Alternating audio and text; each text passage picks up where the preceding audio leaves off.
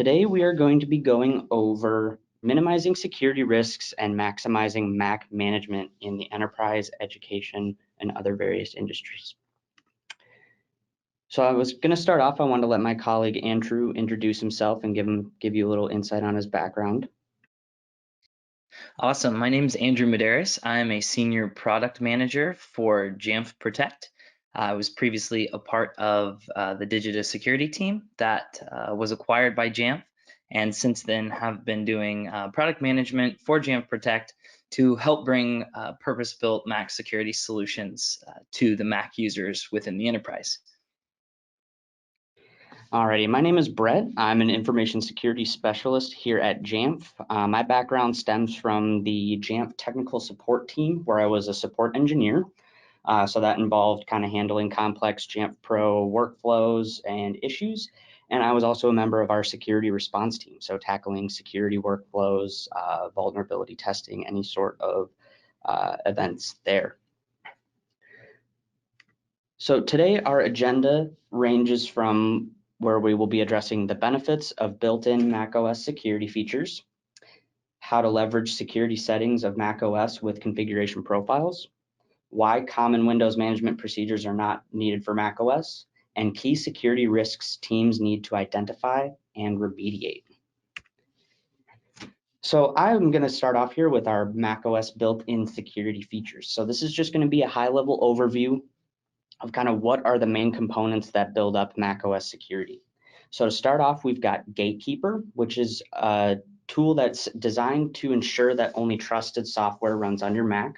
So then this way you don't have unidentified developers or anything that hasn't been verified by Apple running on your machines without express admin override. So this is something that can be configured to make sure that end users aren't installing anything that you don't want on there, or it gives you the opportunity to kind of make them stop and think that this is the right thing that they should be installing. Next up, we have FileVault 2. FileVault 2 is full disk encryption. It requires a password to unlock the drive at boot. So then that way, when the machine is powered off, the drive can't be pulled out, moved over to another machine, and be able to read the data that's on there. Next up, we have System Integrity Protection, or SIP for an acronym. System Integrity Protection is something that restricts the root user account and limits the actions that the root user can perform on protected parts of the Mac operating system.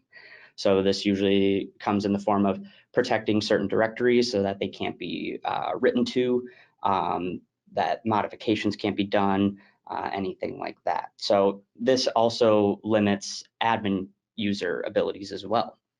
So this is why many organizations can justify allowing macOS users to be full local administrators on the machines and allowing it to create that kind of best experience that you can with a Mac and being a local admin. So how are we leveraging these security settings with configuration profiles and an MDM, such as Jamf Pro, for example?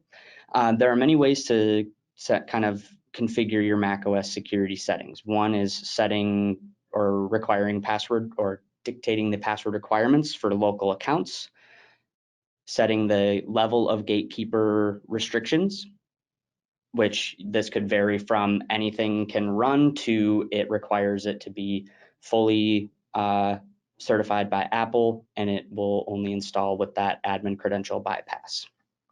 Another is enabling FileVault 2 with a configuration profile to ensure that any new machines or existing machines will have FileVault 2 enabled at the next boot so that you're taking advantage of that full disk encryption.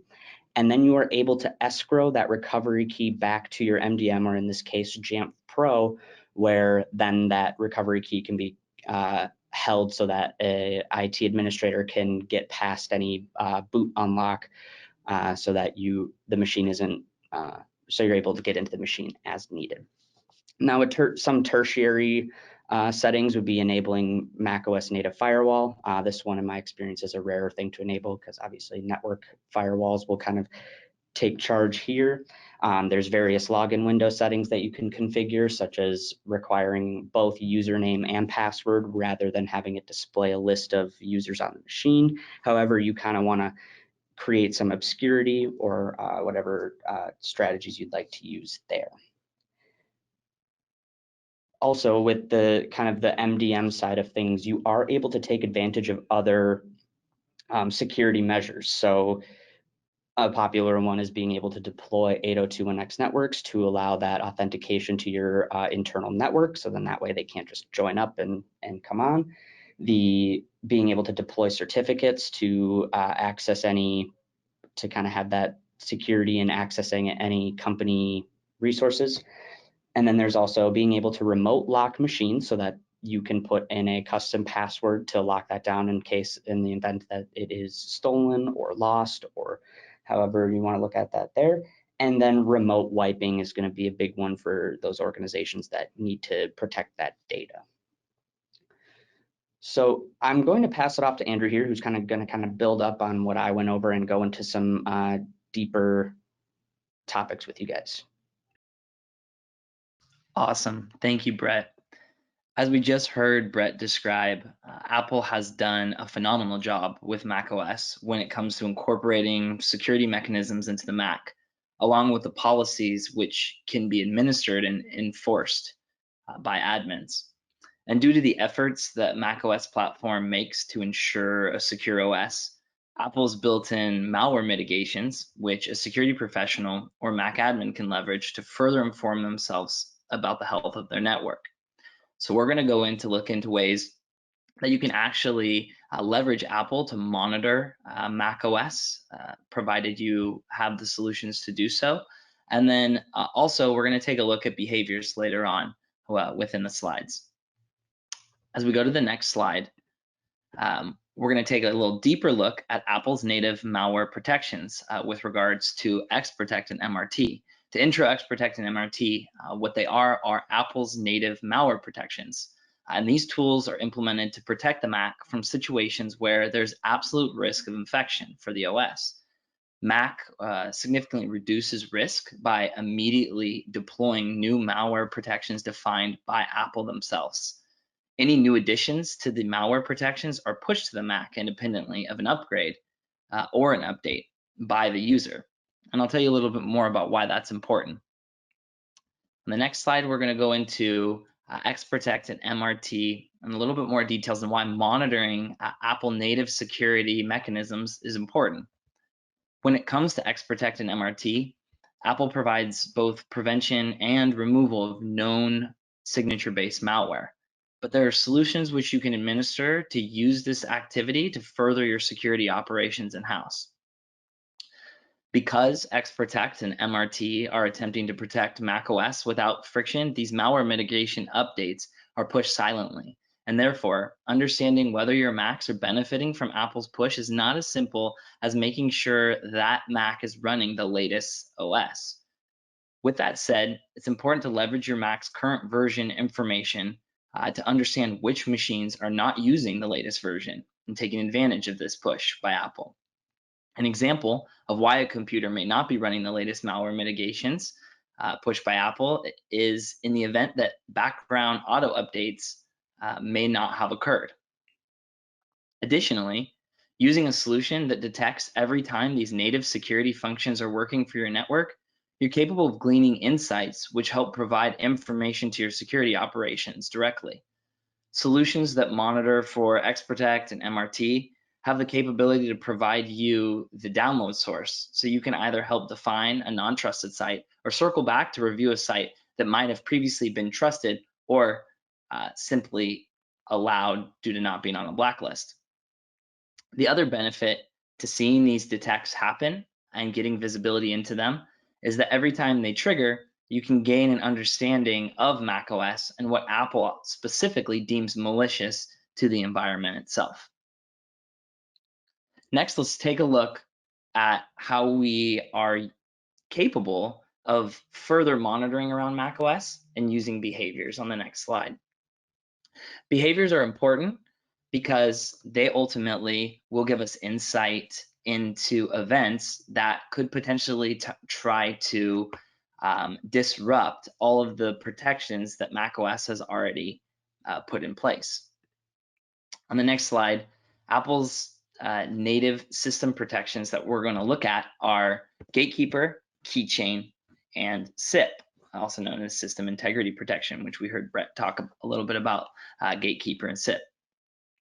Outside of the malware mitigation tools, Apple also provides these native system protections, which are designed to lock down the macOS to avoid malicious behaviors occurring on the OS.